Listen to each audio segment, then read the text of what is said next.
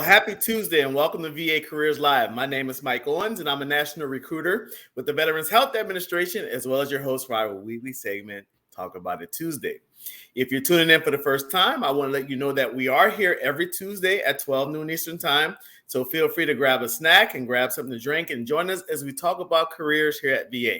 Now, if you've been with us just for the first time today, or you've been with us for the last 3 years, you know that we do want you to be part of the conversation. So yes, don't be shy. Don't sit there and just listen to us talk. Be part of the conversation. Whether you have a question, whether you have a comment, or maybe you have something that you want to add to the conversation. I know that we have a lot of people that watch our program, and you guys like to add to the conversation by adding your tips and things that helped you get your job at the VA, or things that helped you out in the application process, or just any question or comment that you have to help someone else about careers at VA.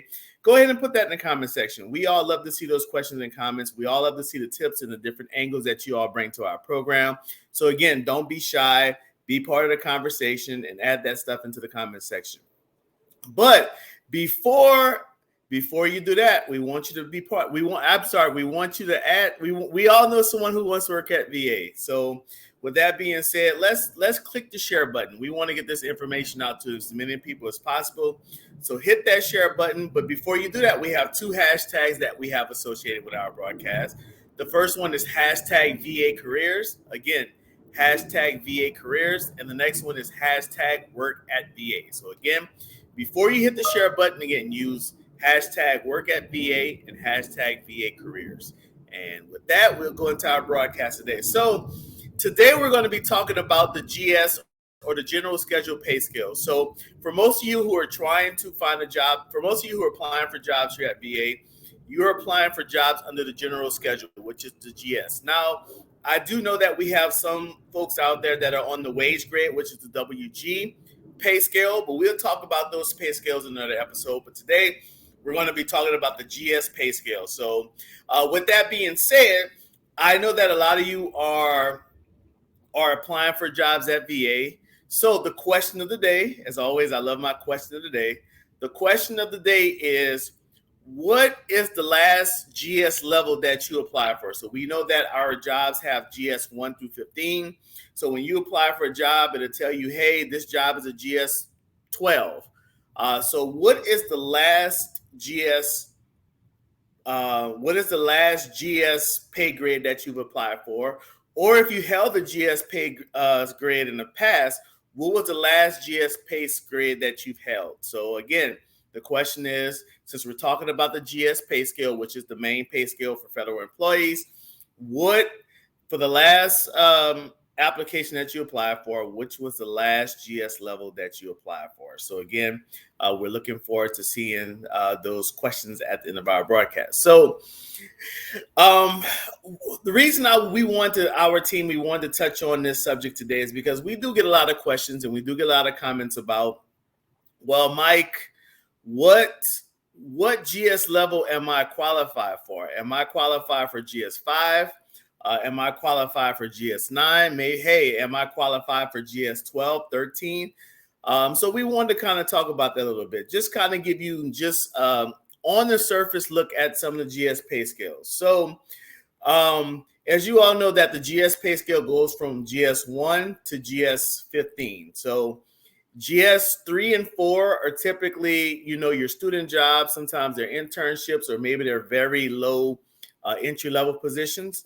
But your main entry-level positions are GS 5, 6, and 7. So if you're that type of person, you're just trying to have an entry-level position. Maybe you're fresh out of college, maybe you're fresh out of high school, and you're trying to get into the workforce, and you want to just kind of get your foot in the door. So those GS 5, 6, or 7. Or maybe you have work experience and you're trying to maybe do a career change. I know a lot of us, we may work so many years in one career field and we're like, you know what? I want to change. I want to change it up a little bit, kind of break the monotony, kind of learn to do something new. And you're willing to take another entry-level position just so you can learn another career field. Or you have those that have tried so many positions that you're just now, you know what? I'm not going to always applying for the GS 13, 14 positions, even though I know I'm qualified for it. Maybe I just need to get my foot in the door and move up from there. And I was in that position when I first applied for the VA. to work here at the VA. I had a lot of experience in public relations. I was in the Army. I was a military journalist. I had even worked at a news station here in New Orleans, and I was just applying for GS9, GS11, GS12 positions, and again, a GS5 position came along, and I said, you know what? I'm gonna just go ahead and get in this GS5 position. I was offered the position. I got into it, and I worked my way up. And so sometimes we're in that position. We're just like, okay, I just want to get my foot in the door at the VA, and then I'll take it from there. And that's the route that I did. I came in as a GS5, even though I know I was qualified up to GS11 at that time. I took the GS5 position. I said, you know what? Yes, I'm gonna just go ahead and just plug in this GS5 position. And from there, I'll just go ahead and make work magic to move up in the pay scale. And so some of you are at that level. So, but then you have your mid-level positions, which is normally your GS 8, 9, 10, 11, and 12. So GS 8, 9, 10, 11, and 12. Those are your mid-level positions. Some of those positions are supervisory positions. Some of them aren't. But those are your mid-level positions. And then you have your top-level positions. Some of them are supervisory, some of them aren't, but those are your your GS 13, 14, and 15 positions. Those are your top level GS positions. And of course, after you reach GS 15, if you're qualified, you can go into the senior executive service, which is a whole nother tier that we're not going to talk about today. But again, typically your internships and your student jobs are GS 3 and 4 positions. Your entry level positions are GS 5 through 7. Mid-level is GS 8 through 12, and then you have your top 3, which is your GS 13, 14, and 15 positions. So with that being said, the biggest question is, well, Mike, how do I know which GS level I am qualified for? So I have to say that it goes on basically, what have you done in the past? What does your work experience look like? How extensive is your work experience? How many years of experience do you have in the workforce? Some of that can be brought in with education. GS levels they have certain requirements that you may read, but what it boils down to is how much work experience do you have when you read that job announcement. Let's say you're trying to apply for that GS12 position. How much, when you read that job announcement and you're looking at those requirements, do you have a lot of experience with meeting those requirements? All right. So again, and your resume has to prove that. So when you apply for a GS level, it's one thing to say, okay, I've done the requirements in the GS level, but how many years of experience do I have with those requirements? Does my resume only show that, okay, I have 6 months experience under these requirements? Does my resume say I have a year of experience with these requirements? Does my resume say that I have 2 years of experience meeting these requirements? Or does my resume say I have 10 years of experience meeting the requirements that are in that job announcement? So when you read a job announcement, no matter what pay grade it is, especially if it's mid-level and above, what qualifies you for position is not only do I meet those requirements that hiring manager is looking for, but how many years of experience do I have meeting those requirements? Because to be billed as the most highly qualified candidate for any job announcement, you have to have a combination of a lot of things. Either one, you have to have extensive work experience meeting those requirements. Or if you don't, maybe you don't have the years of experience meeting those requirements, but you have the education that you can kind of group together. And between a combination of education, whether it's a bachelor's degree, whether it's a master's degree or PhD, if you have that education that you can kind of group together with that experience, then that can make you the most highly qualified candidate. All right. Or maybe you just have the education. Maybe you have years of education. You have a PhD, or you have a lot of education that can kind of propel you forward in the applicant line. And that can happen. That can make you qualified. So again, if you are looking for your foot in the door position, I would say, and you're just looking for basically your entry level positions, yes, GS 3 through your 7 positions are your entry level foot in the door positions. And I don't want you to feel like, okay, that those positions aren't important. you have a lot of people that do important work that are GS4s, 5, 6, and 7s. That's the backbone of your workforce right there. And again, I was that way. I had a lot of work experience before I came into the VA, but I took a GS5 position because I said, you know what, I just want to get my foot in the door, and I took that position seriously. And it was important. It was an important position at the VA hospital out here in New Orleans. And then from there, I was able to kind of use that as a stepping stone to get to where I'm at today. So I want to also talk about something else too. I know for those of us who are military veterans and we're coming out the military, some of you may still be in the military and you're getting ready to transition within the next year or so. And you're like, okay, well, I hold this rank in the military. Am I qualified for a position? So you may come in and be like, okay, I'm an E8. I'm an E8 in the Army, so I'm a master sergeant in the Army. Does that mean, do I qualify for a GS-13 position straight out the bat? While military, and I'm going to try to say this delicately, while military rank can be helpful when applying for GS positions, it's not the be all say all. So what I mean is that just because you hold a certain rank in the military doesn't mean that you're automatically qualified to hold a higher pay grade in the GS level. A lot of it has to do with, what is your experience? What experience do you have that matches up to the job that you're applying for? And the reason I want to talk about military rank, because I was in the military. I served 20 years in the military. I spent 12 years in the Army and 8.5 years in the Air Force. So I did 20 years myself, and I know that military rank is important, and I will never diminish that being a veteran myself and being a retiree myself. But it just depends, because you talk to anyone that works at the VA, and I like to make things as plain as simple, is that I've seen people get out the military as an E4 and come in as a GS9 and GS11. I've also seen people that were company grade officers that were 01s, 02s, 03s, and maybe 04s that came into the federal government here at the VA as GS7s, and maybe some of them came as GS6. So while military rank is important, I want you to understand that it doesn't I know we look at the conversion chart sometimes. There's some conversion charts out there that says, okay, well, if you're an 05, then you're automatically qualified to come in as a GS14. Okay, while that is kind of a equivalent, that doesn't mean that you're qualified. That doesn't mean that you're going to come in at that position. A lot of it, when it comes to GS positions, believe it or not, it's just plain and simple.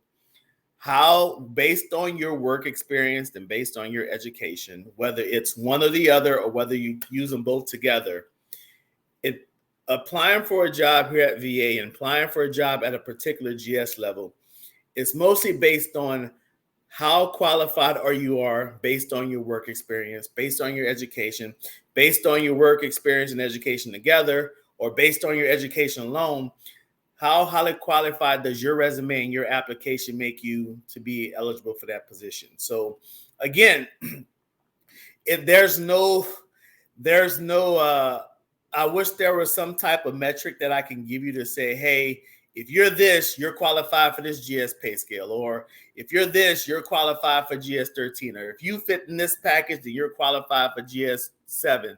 I wish there was a metric that I can give you guys, but I would say that the easiest thing, my best recommendation is to look at the job announcements that you want to apply for. Look at them and ask yourself, when you look at your application, when you look at your resume, when you look at your education, or anything else you may put into your application, you have to ask yourself, how much experience do I have?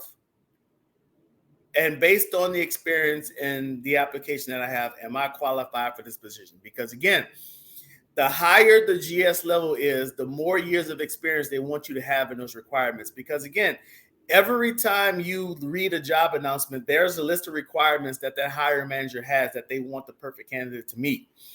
And while, as a GS7, they may want somebody that maybe someone with just six months of experience can get into that position.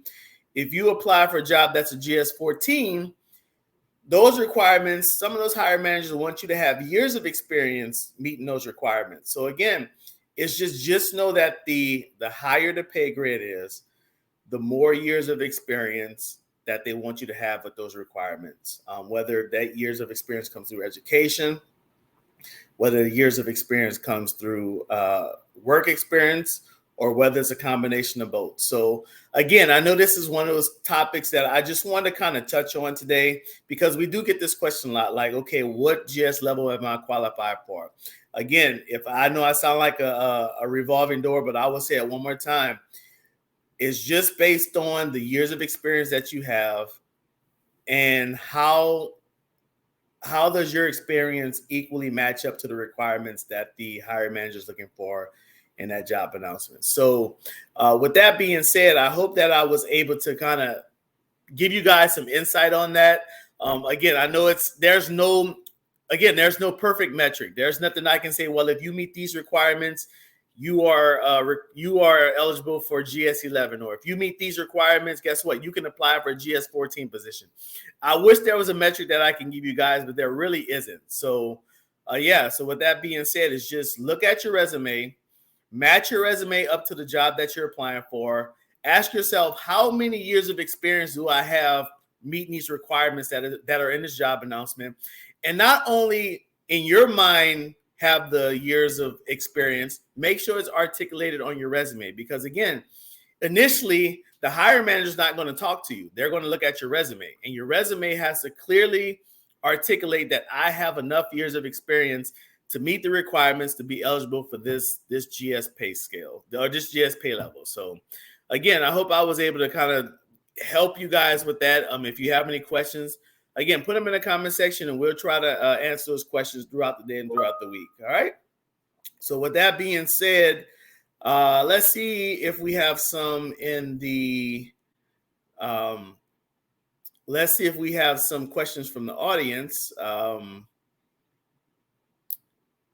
Let's see. We have Merrill. Merrill asks, hello, I was a GS3 in 2015 and I left, and I want to try to get another role. Can I come back at a higher GS pay scale? So again, Merrill, first of all, thank you for that question. So Merrill, I will go with the standard answer.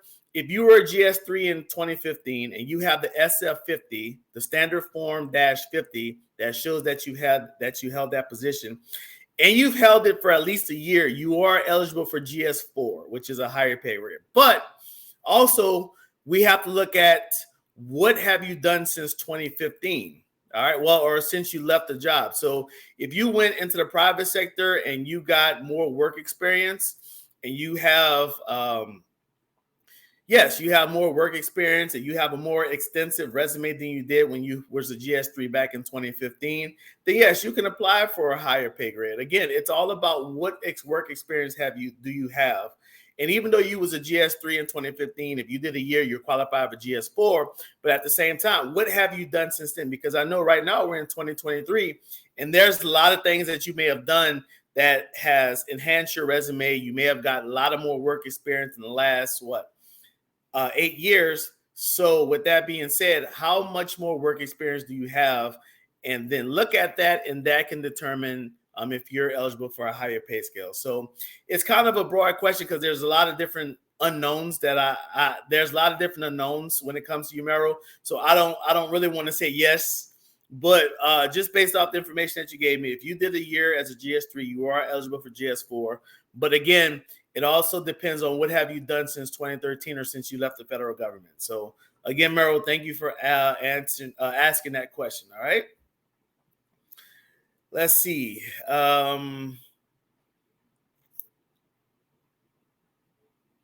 Let's see. Just kind of seeing if there's any questions that I can.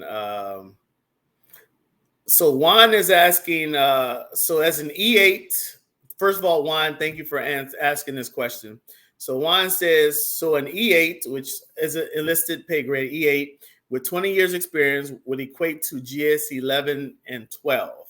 So again, Juan, thank you for that question. And like I said, there's a lot of variables that have to go in there. Is that as an E8, yes, you have 20 years of experience, but is all of your experience under the same career field? Because I can say with me, I did 20 years in the military, and I had 3 different career fields while I was in the military. So I don't have 20 years in one. When I came into the VA, I didn't have 20 years in one career field. I had a certain amount of years in one career field. I had another amount of years in another career field, and I had another amount of years in the third career field before I eventually retired.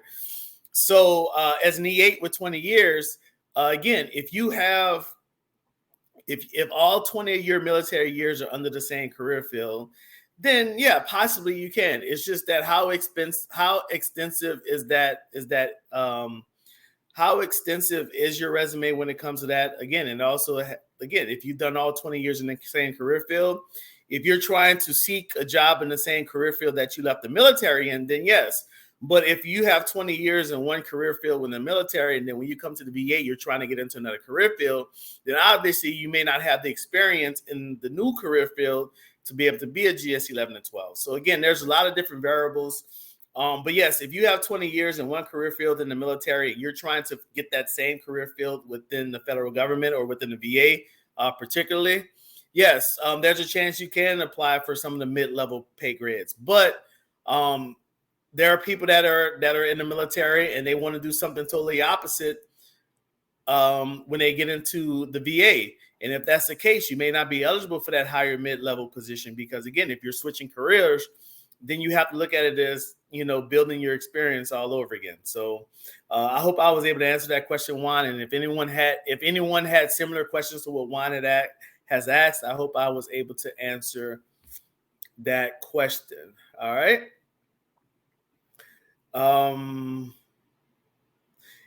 Let's see. We have another question from Brittany. Brittany saying, hello, I was a previous Patways intern. So we have different internships here at VA.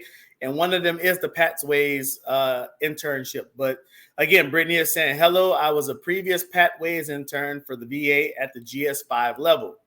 Would I be able to apply for positions at the GS7 level or higher with my experience? So, Brittany, yes, if you was an intern at the GS5 level. Now, again, with that being said, we know that in the federal government, if you hold one pay grade for a year, you're eligible for the next pay grade. So, Brittany, if you were a GS5 for at least a year, and again, with your question, I'm not sure how long you held that GS5 position, but if you were a GS5 for at least a year, you are eligible for the next. You are eligible for GS 6 and 7.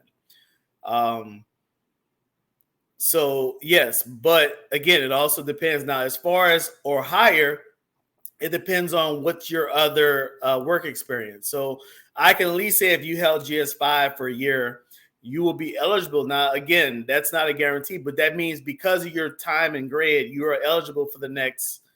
You're eligible for GS6 and GS7, but it also depends on, do you meet the requirements for the job that you're applying for too? Because I don't want anyone to feel that just because you held a pay grade for a year, that you're eligible for the next pay grade, no matter what job it is. There's still that variable in there that am I the most highly qualified candidate when it comes to work experience and everything, all that put together. So, Brittany, I hope I was able to answer that question. And with that being said, I want to thank everybody for watching. We did have a question of the day earlier is when you applied, so I will kind of ask it again, that now that you're applying for the VA, which GS pay scale would you like to come in as, or what was the last GS pay grade that you applied for? I keep saying pay scale, I mean pay grade. So what was the last GS pay grade that you applied for, or what GS pay grade are you seeking here at the VA? And again, if that's a personal question, we certainly understand that you may not want to divulge that information. But if you're willing to play along, yes, just what was the last GS pay grade that you applied for here at VA? So with that being said, I appreciate you guys for watching. I know this is one of those more kind of hard to talk about things because, again, I wish I could say that one set of criteria can qualify you for a certain GS pay grade, but there's a lot of different things that go into being hired at a GS pay grade. Again, some of it's all work experience. I've seen people get hired or get selected for a certain GS pay grade just because of all experience. Some people got hired on just because of their education. Others got hired on because of a combination of the work experience and education. So there are so many different ways. There's so many different calculations that go into being selected for a position, especially at a certain pay grade, that I wish I was able to kind of just give you guys the magic,